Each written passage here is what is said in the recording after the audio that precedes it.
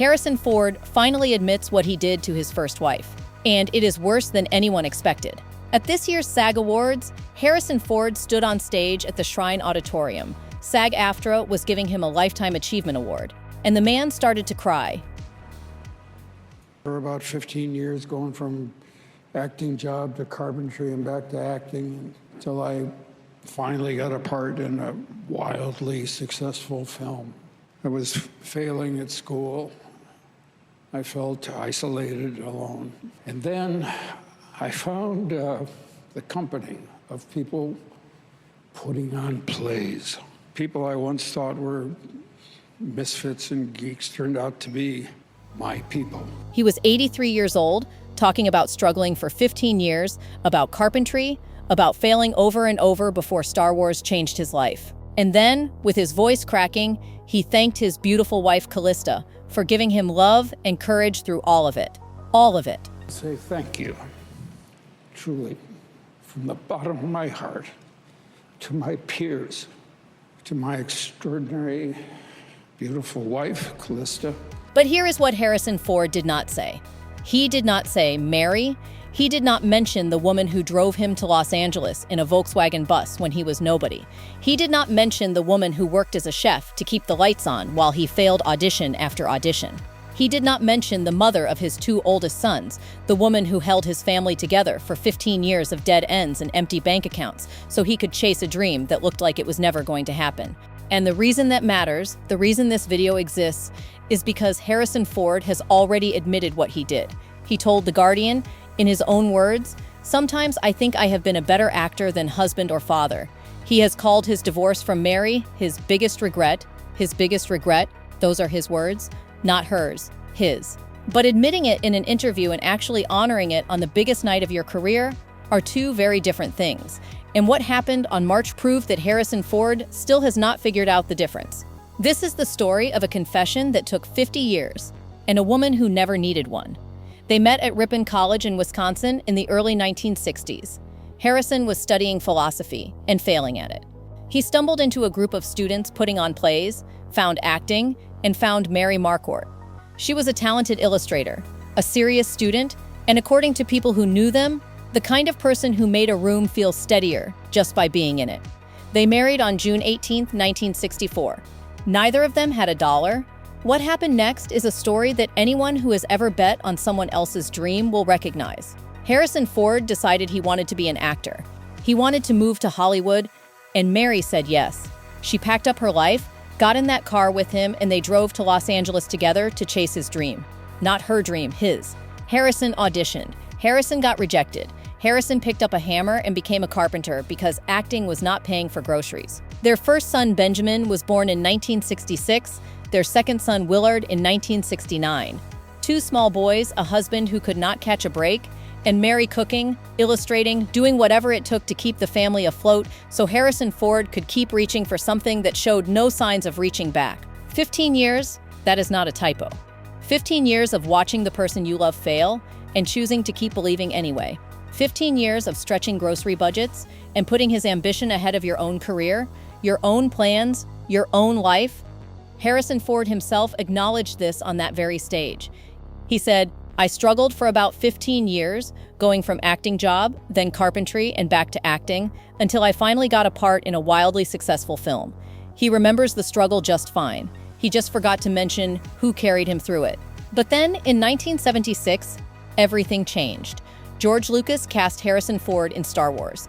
When it opened on May 25, 1977, Harrison went from a carpenter, who sometimes got small acting jobs, to one of the most famous faces on the planet. Overnight, Han Solo, the cocky pilot with the crooked smile.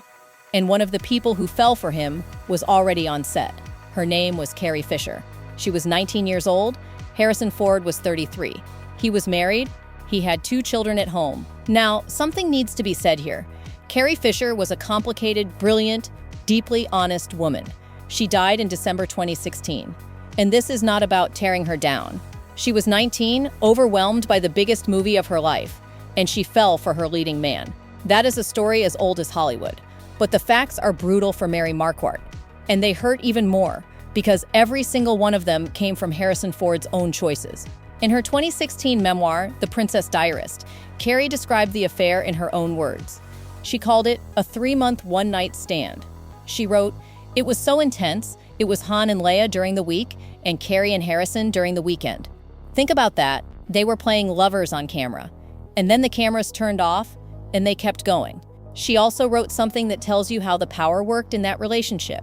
How could you ask such a shining specimen of a man to be satisfied with the likes of me?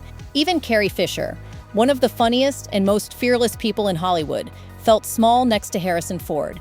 She knew there was a wife at home. She was 19, and that wife had no idea. Mary Marquardt was in Los Angeles, raising Benjamin and Willard, while her husband was on a film set in London having an affair with a woman 14 years younger than him. Mary was making dinner. Mary was helping with homework. Mary was being a mother and a partner, the same things she had been doing for 15 years, while the man she had bet everything on was repaying that loyalty with a secret. The affair ended. Star Wars wrapped. Harrison came home, but the damage was done. Whatever had held the marriage together through 15 years of struggle could not survive what fame brought into their lives. In 1979, Mary Marquardt and Harrison Ford divorced. And this is where Harrison Ford's own words become the most important part of this story. Because he knows. He has said it. He told The Guardian, "Sometimes I think I have been a better actor than husband or father." That is not something a journalist accused him of. That is not gossip from a tabloid. That is a man at 83 years old looking back at his own life and saying out loud that he failed at the things that mattered more than movies. He called the divorce from Mary his biggest regret. Think about that for a second. Harrison Ford has been Indiana Jones. He has been Han Solo, Jack Ryan, Richard Kimball. He has starred in some of the highest-grossing films in the history of cinema. He has a net worth estimated at over $300 million. And when asked about regrets, he does not talk about a role he turned down or a film that flopped. He talks about losing Mary. Harrison moved on fast. By 1983, he had already married someone else, Melissa Matheson, the screenwriter who wrote E.T. That marriage lasted 21 years before it ended too. Then came Callista Flockhart in 2010. 3 marriages, 2 divorces. Indiana Jones, Han Solo, a career that belongs in any conversation about the greatest movie stars who ever lived. And Mary? Mary disappeared. She did not write a memoir. She did not sell her story to the tabloids. She did not do press tours or revenge interviews or podcast confessionals. She simply went on with her life, raising her sons, living quietly while the world celebrated the man who had left her. And then, in the late 1980s, Mary Marquardt was diagnosed with multiple sclerosis. She was still relatively young. Her sons were still growing up. And she was facing this with no famous husband, no Hollywood support system, no cameras, just a woman and a disease, and the daily decision to keep going. If you have been watching this far and want to see more stories like this, make sure you are subscribed, because what Mary did next tells you everything about who she is. Benjamin Ford, her oldest son, became a celebrated chef in Los Angeles. And when he talks about food, he talks about his mother. "Food is more of a nurturing force in my mother's house than in my father's," he told an interviewer. In 2017, Benjamin launched a campaign called Reimagine Myself, designed to help people living with MS find new purpose and connection. He did it in honor of his mother. He posted a tribute to her that says everything you need to know. He wrote, "My mom has always kept her smile. She is a huge inspiration in the way she lives and loves, and she never ever gives up. Love you, Mom. She never gives up." That is what her son says about her. Not she is bitter. Not she hates my father. She never gives up. Harrison Ford, to his credit, did not abandon her financially. He bought her a house, he has made sure she is taken care of, and Mary herself has confirmed this. She said he has been incredibly supportive through my illness. But here is the thing nobody asks. Why did it take a disease for Harrison Ford to show Mary Marquardt the kind of loyalty she had shown him for 15 years before he was famous? He knows the answer. He has said the answer. "Sometimes I think I have been a better actor than husband or father, but knowing it and living it are different things." And that SAG-AFTRA speech proved the gap is still there. Because here is what a real reckoning looks like. A real reckoning is not telling The Guardian you have regrets. A real reckoning is standing on that stage in front of the entire industry and saying, before Callista, before Melissa, there was a woman named Mary who drove me to Los Angeles when I had nothing and held my family together for 15 years while I figured out who I was. And I failed her. He did not say that. He may never say it, and that is the difference between admitting something in private and truly owning it. But here is the part that makes this story something else entirely. Mary Marquardt does not need him to say it.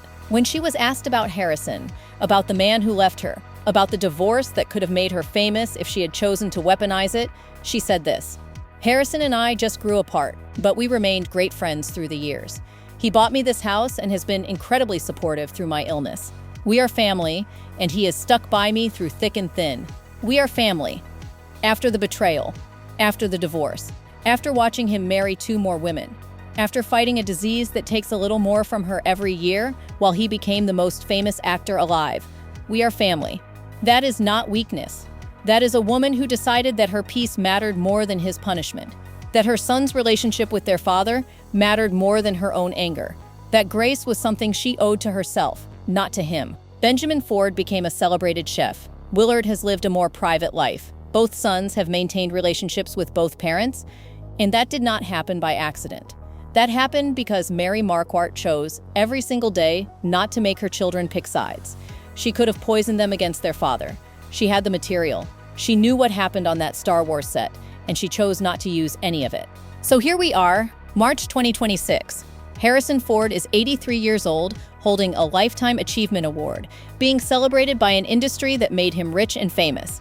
He has admitted, in his own words, that he was a terrible husband. He has called losing Mary his biggest regret, and he still could not bring himself to say her name on the night that mattered. And Mary Marquardt is 81 years old, living with a disease that does not stop, in a house that her ex-husband bought as the bare minimum a decent person would do for the mother of his children. She will not see this video and call a lawyer. She will not post something angry, because Mary Marquardt does not need Harrison Ford's confession. Her silence is not weakness. It is the loudest thing in this entire story. Harrison Ford admitted he was a terrible husband. He said it with his mouth. But Mary Marquardt proved who she really was. She said it with her life, and if you want to hear another story about a man who threw away the best thing he ever had, that video is on your screen right now. Click it.